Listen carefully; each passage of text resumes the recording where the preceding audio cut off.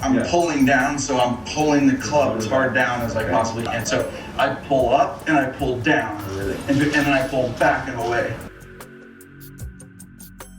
One of the things I've learned is you can only swing as fast as you can take the club back. So that is exactly what I'm trying to do. I'm trying to focus on ripping the club back more on the takeaway. Thanks for watching. Really exciting video today to have Dr. Tony Luczak with me. Hey, Tony, how are you? Brendan, good to see you again. It's been a while. Yeah, been a little bit, but we've both been busy doing different projects and whatnot. I'm going to switch these earphones because they're in the wrong ear. So now I can hear you. Give us a little update about what you have going on since you got your doctorate and now you're working as a teacher and also doing some cool biomechanical stuff. I'm fortunate now to work with the Software Research Center here on campus, and we got the opportunity to kind of develop some of the ideas that I've had. So regarding wearable sensors around the body, then also got into computer vision learning. And so we're developing some different golf models with that. And we're excited about what's going to happen.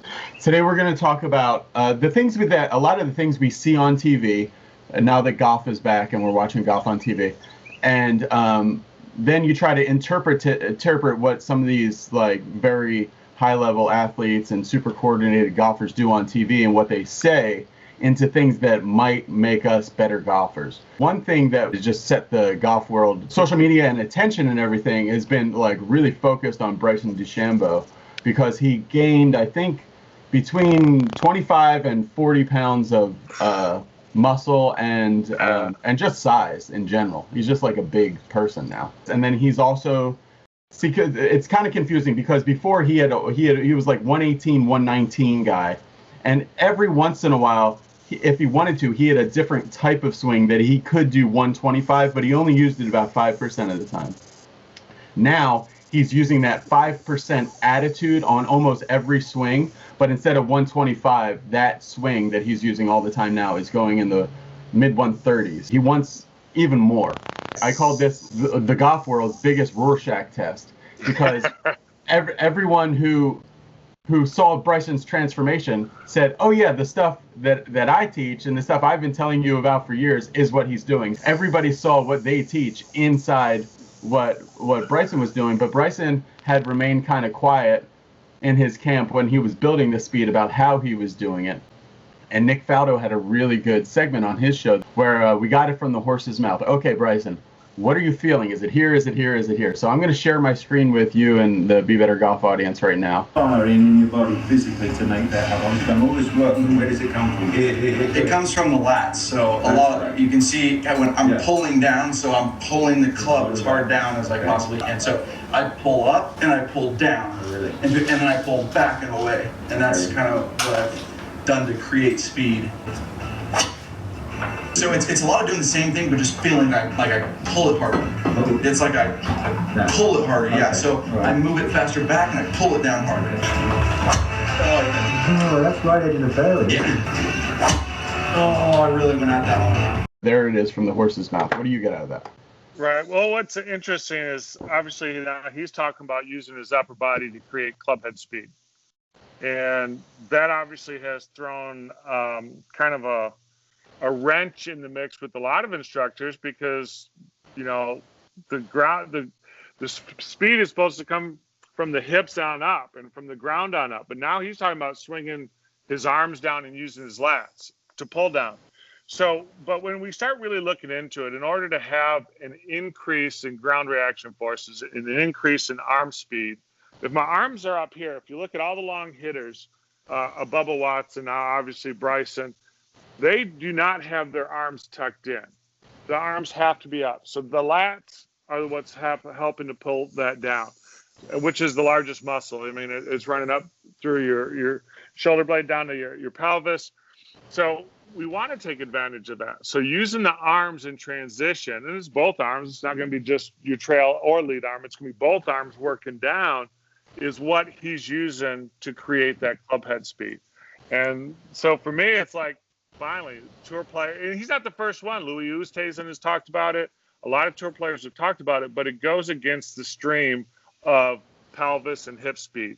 because he's not using his lower body to create the speed. He's using his upper body to create the speed. Here's Bryson, and this is interesting because this was a couple weeks before he said this. When they were talking about Bryson gaining more speed, you can see in the subtitles they say, "Look at this footwork," and here's where he's getting the speed is the footwork. And then a couple weeks later, when they ask him, "How are you getting the speed?" he's talking about, I pull down, I pull this way, I pull that way, and then I pull down and then I pull back, is what he said. First of all, as a golf coach, do you think that that's something that he's done? If we see his hands there, when he went from this very single plane swing to this more power driver swing, are the hands higher there than they were before? Oh yeah. I mean, him and Kuchar both had that kind of single plane type of swing, and there was no speed. You can't create speed from that. So, I mean, because you need time. So the greater distance I have, the greater radius I create, that is what gives me that angular velocity coming through. So if all of a sudden I shorten that up and I'm in tight, there's no way you can, it's just mathematically impossible to create the speed. So you had to go up to more of that traditional helical trajectory type motion with his hands and with the club head. So it's refreshing because it's nice to see an athlete take advantage of the biomechanics and the physics in creating the speed in the swing. Give me your best, Peter Costas here. Let me know not only what Bryson's doing, but what would keys that we can see to think about if we want to hit the ball further and like more on the sweet spot more often. Okay, yeah, so he's creating a lot of width. If you take a look right there, stop right there, and about halfway back. So the golf swing's an elliptical arc if we look at the club head. So the maximum width you want to create is that halfway back. So he's maximized it. Also, that gets him to turn a little bit sooner. So now he's got that built up. So go ahead and take it up to the top. So once he gets that width, now it just kind of sets at the top. Now here's what's really cool you see in transition. As it's coming down, his arms are pulling down and that club drops in. So there's that magical move. You get the arms up and the arms can pull down. If I go with my shoulder to rotate, the hands and arms go out. So you can see it's a deliberate, intentional, muscular effort from his lats to pull those arms down, which is the fastest way to move the golf club. Because I can move my hips. I'm moving my hips right now. Yeah, my body's moving, but it doesn't move my arms. We have to take a look at it's a skill and it's an independent muscular activation that creates the movement of the skill. So yeah, you see the lower body movement, but that is always going to be there. I mean, we learned that kinematic sequence, how to make that happen as a kid, just throwing a ball. So you don't even have to think about that, but you do have to think about getting that club back down. So to me, he's in a great position right there to go as hard as he wants. So there's the downward force. So now if we were on force plates, man, we would see that ground reaction force skyrocket. Why? It's measuring the downward force that he's putting into it. If he's using his hips to pull out, we wouldn't see that great ground reaction force right there. So we have to work down. So if I'm like on this next to this table, I got to come down on it. If I go this way and I rotate, my arms stay up, there's no downward force. Now go ahead and take it to impact. Now from here, and this is something I've seen on gears, is that upper body rotation is the fastest rotational element besides the club, just regarding the body, through impact. And so that's when he starts talking about he's using his lats to come down, and now he's using his lats in a coupling fashion with the obliques to kind of give him like spinning like a top. So now he's spinning like a top and his arms are just free flying at this point. Because the club head is in such a good trajectory, I mean, it's just gorgeous. The ball's going to go pretty straight. And it's his upper body. Now his lower body's rotating too, but he's really using that as a base. Now his upper body is really rotating through impact. And that, you see how low that right shoulder is, that keeps the proper alignment of the club and arms into the ball. And then now he basically flings himself off the ground. And that's different than jumping off the ground. The velocity that he creates with his upper body, his left hip joint can't support that to stay solid. So the foot actually has to come off the ground and spin in order to have, because that high momentum he has with the large upper frame that he has. So if he kept his foot on the ground or tried to stay planted, and if he had like steel spikes, the old golf shoes, man, he'd be ripping out his knee and hip joint right there. So that's a good thing to see his foot moving like that. But there's definitely no jumping motion at all in that. So it's definitely kind of, think about spinning on top as you go through the ball. But he does it after those arms come down, and that's key for golfers. A lot of times golfers try to, that's a great scene right there. You see those arms working down.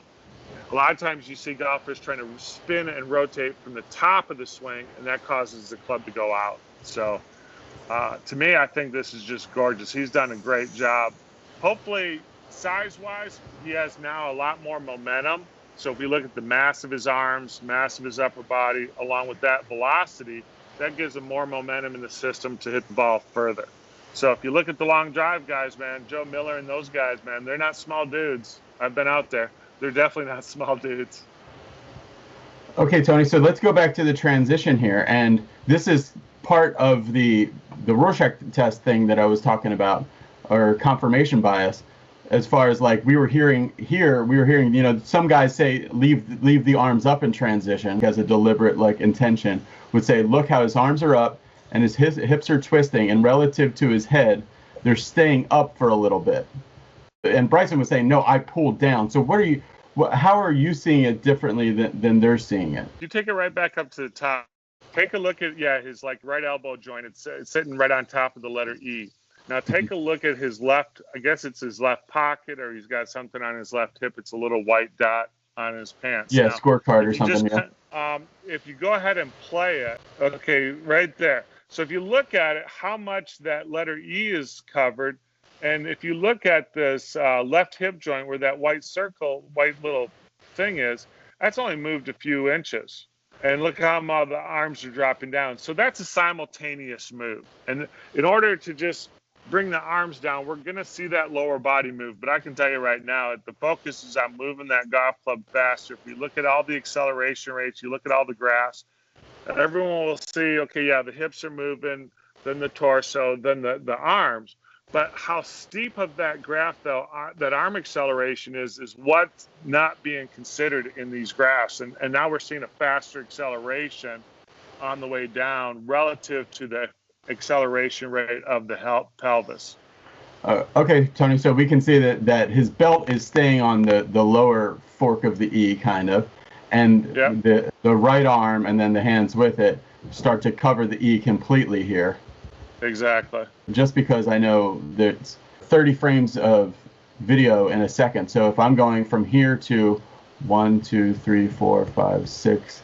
So we have 0.2 of a second. He's gone, what is that? Almost 8 inches down in the transition with his arms. Yeah. Beyond what Bryson's feeling, beyond, you know, personal feelings, or because feel and real can be different, and sometimes you can feel a wrong thing to get the right thing.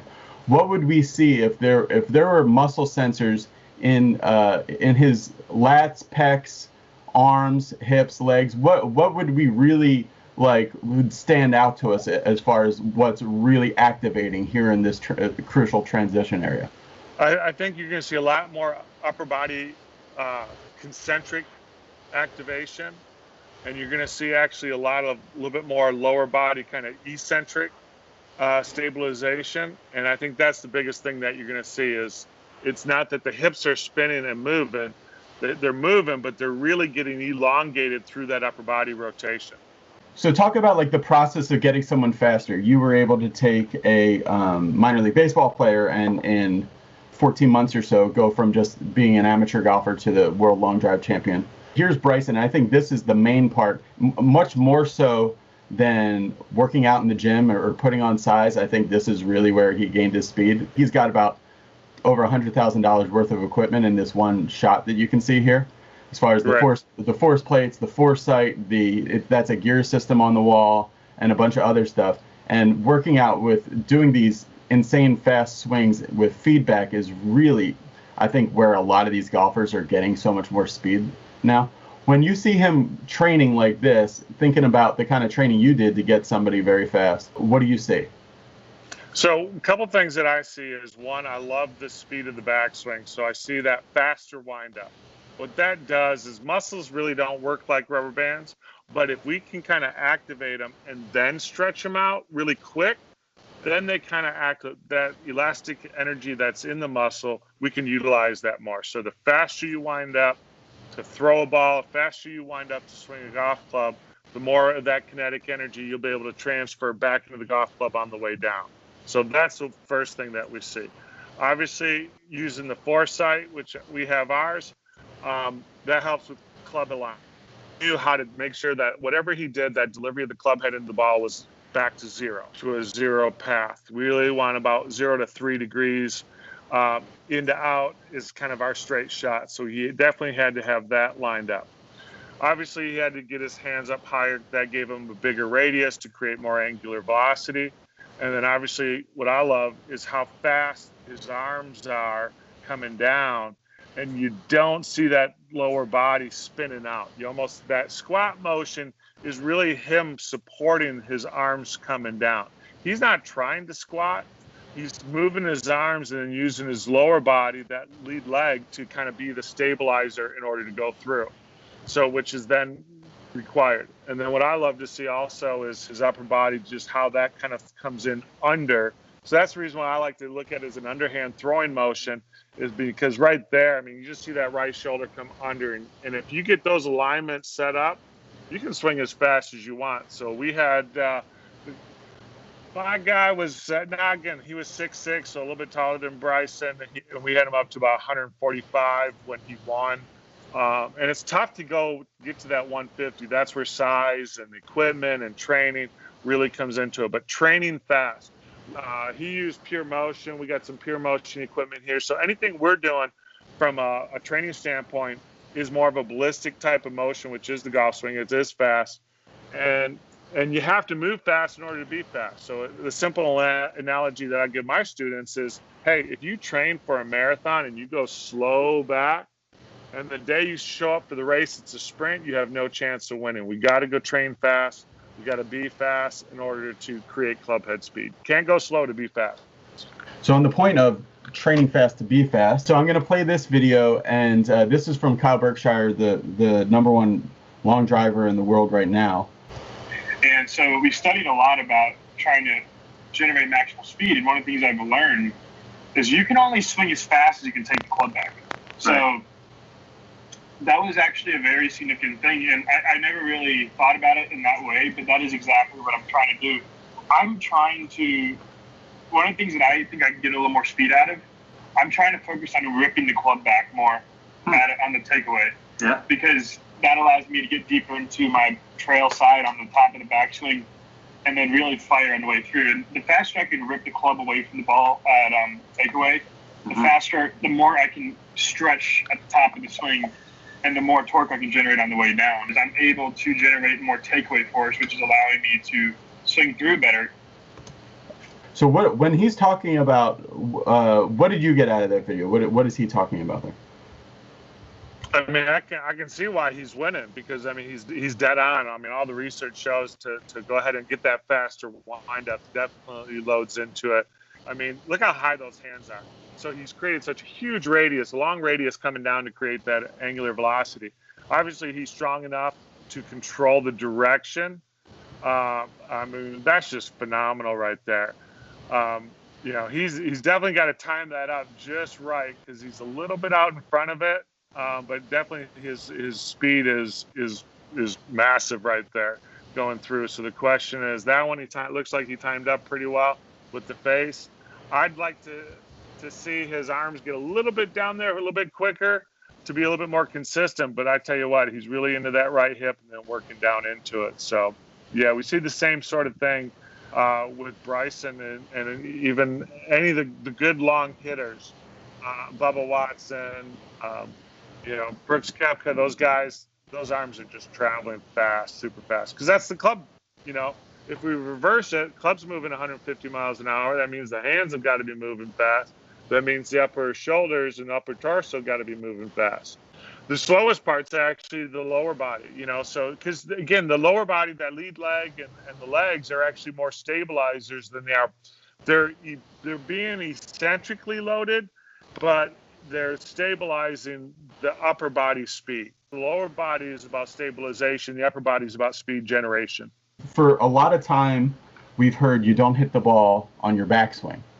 And then we've also heard from maybe Bobby Jones, or maybe it was misquoted, but low and slow on the takeaway. Well, we'll look at it from a muscular physiology standpoint. So if we got a muscle fiber, okay, and if you can kind of think of it, it's kind of like a steak, okay? That's a muscle right there. So if I squeeze it, it's not going to bounce back. If I throw a steak on the ground, it's not going to bounce up. So in order to create that elastic energy that he's talking about in that, is I have a point there of that muscle being under tension. Once that muscle's under tension, now I can kind of pull that muscle. Okay, so the faster I pull it, now that kinetic energy that's being built up with that support now allows me then to contract it faster. But if I'm relaxed and I go back, well, that muscle is not under tension, so it's just being stretched along. Now all of a sudden it has to fire. Well, now it's trying to grab on and go. You can still create speed by being relaxed and soft at the top, but you miss out on that stored elastic energy that's in the muscle fibers itself. Yeah, in the golf schools we've done a common theme that you have people, because sometimes people go to the top, they're kind of like loose, you know. Yeah. And just show us the drill that you always have people do with that right hand support, and why this, because you don't want to be tight at the top, but having some feeling of support or almost a little bit of tension at the top. If I'm going to go and hold this weight right here, now I actually I'm having muscular effort to hold this up. Okay, so now if I got this weight right here, and if I go and throw my hips, if anything, my arms go out, it doesn't pull the club down, doesn't pull the weight down.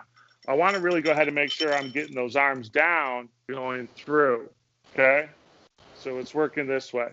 This way, as those arms are working down, I can get that weight up. With my hips, then that arm's not moving down. It actually starts shifting out. From a golf swing standpoint, and then also from a training standpoint, is if you look at all the long hitters, Greg Norman, Tiger Woods, that are big upper body guys, Bryson DeChambeau, Brooks Koepka. Then you have the thinner guys, Brendan DeVore's long hitter. And then Bubba Watson, Justin Thomas, maybe. They use it. Justin Thomas, they're more vertical. Why? Because that creates that bigger radius and then create more speed on the way down. How can this go wrong as far as like if somebody's there and they're only pulling their arms down and they're not really freely letting they start restricting the lower body? Because I see this sometimes when we did our great series that you guys can get called Building Your Reactionary Golf Swing.